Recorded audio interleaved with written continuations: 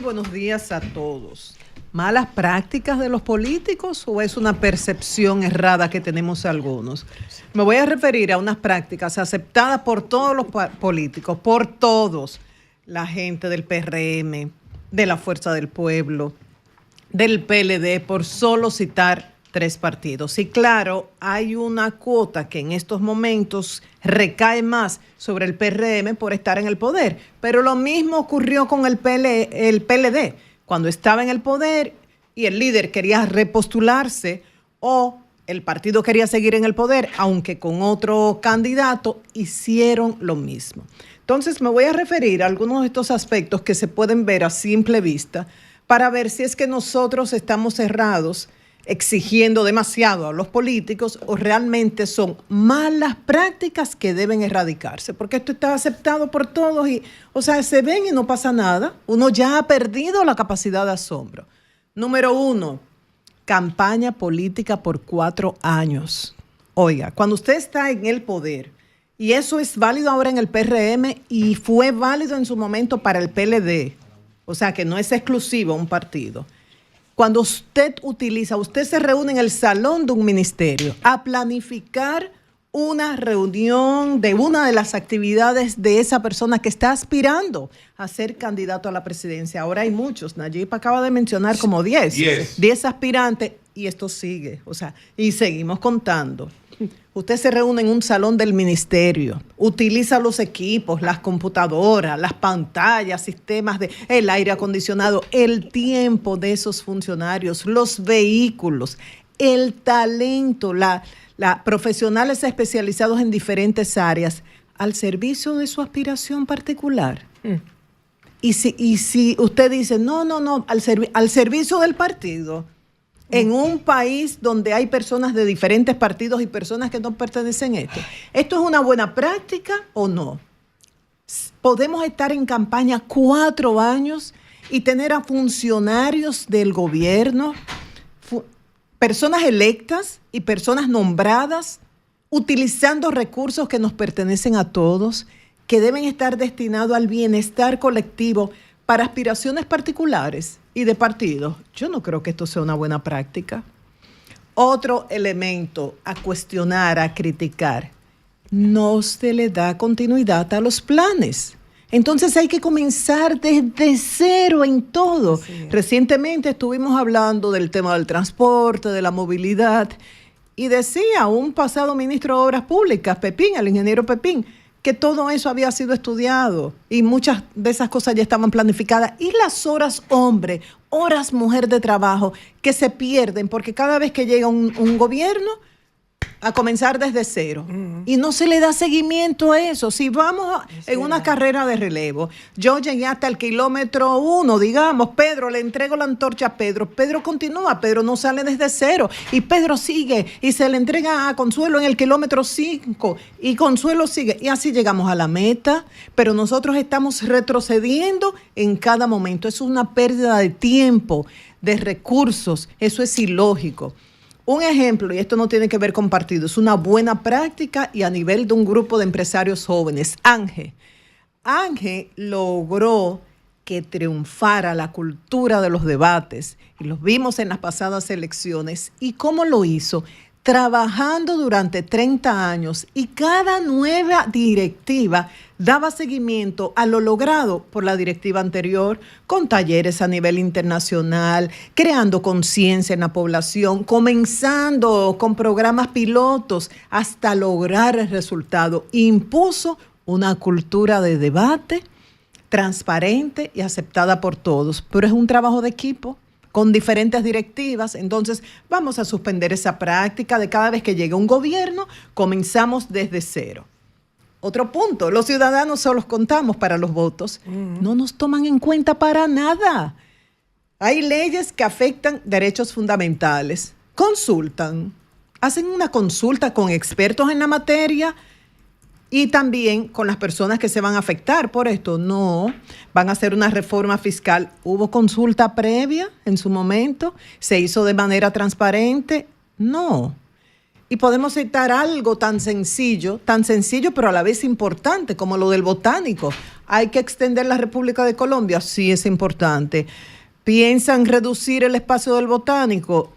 Pero esto con un hermetismo lo están manejando desde hace años, con un hermetismo que sorprende. Si usted sabe que no está violando la ley, ¿cuál es el problema? Dígalo. Si hay tantos expertos en esta área de la movilidad, del transporte y también en medio ambiente, ¿por qué no los reúne, los escucha a todos y habla? Entonces nosotros solamente contamos para los votos. A la hora de tomar decisiones que afectan nuestra cotidianidad, no servimos para nada. Eso es una mala práctica. Otra, divorcio entre la teoría y práctica. Parece como si le darían unos cursos de los términos que deben utilizar en su discurso, que a nosotros nos parece como un bla, bla, bla, porque no tiene nada que ver con la práctica. Equidad, sostenibilidad, y eso lo repiten, pero no les falta coherencia a muchos políticos entre lo que sienten, lo que piensan, lo que dicen y lo que hacen con las manos. Y uno los ve como incoherentes. Por eso, cuando uno los escucha, es como un bla, bla, bla, bla, y uno no les hace caso porque esto no tiene nada que ver con su práctica. Para mí, esto es una mala práctica que hay que erradicar. Otra, ausencia de principios y valores. Yo creo que en cada familia, en cada entidad empresarial, en cada institución se establecen principios y valores. Deberían. En la familia de Consuelo, esto es una familia de gente trabajadora y que honra a los ancestros. Y así, y en diferentes empresas, ¿cuáles son los principios y los valores de los partidos? ¿Ustedes saben cuál es el valor, el principio que mueve? Sí, voy a poner el ejemplo de María, ¿verdad? Para que nadie se ofenda, uno de mis nombres.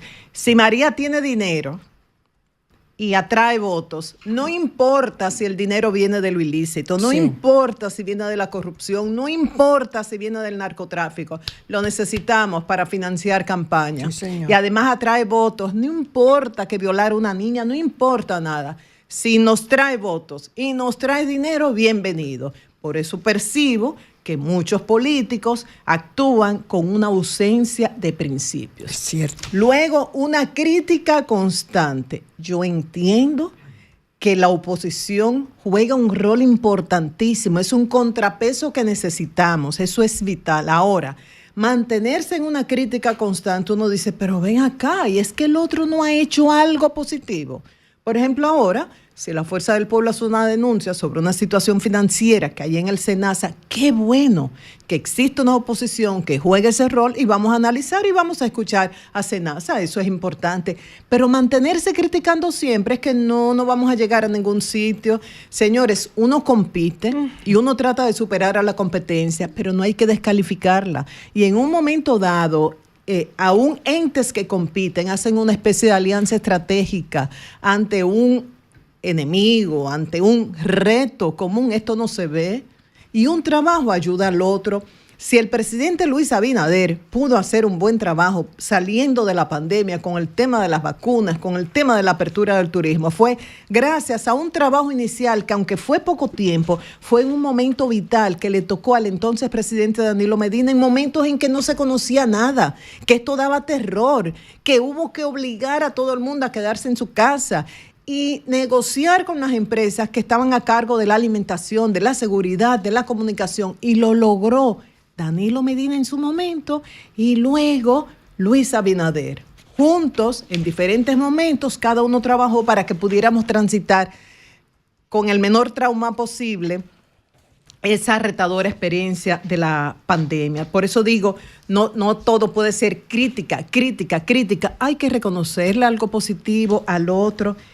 Y otro punto importante, ponen sus aspiraciones por encima de todo, inclusive por encima del país, por encima de su partido, que es vital para la democracia. No, su interés es sus aspiraciones personales. Entonces sí podemos criticar a los maestros o a los médicos que por las aspiraciones de demanda de aumento salarial, mayores incentivos, mejores condiciones para pensionados, jubilados y demás, se olvidan del alumno, del estudiante, se olvidan del paciente, que debe ser el objetivo de su servicio. Pero en el caso de los políticos hacen eso, no les importa el bienestar del país, no les importa lo que pase con la República Dominicana. Su objetivo es lograr la candidatura, su objetivo es lograr volver o llegar al poder. Entonces, por eso digo, yo creo que es bueno que analicemos. Estas son buenas prácticas, aunque todas uno las vea en todos los colores, en todos los partidos. Se deben mantener, se deben erradicar. Yo entiendo que son prácticas muy malas y que deben eliminarse.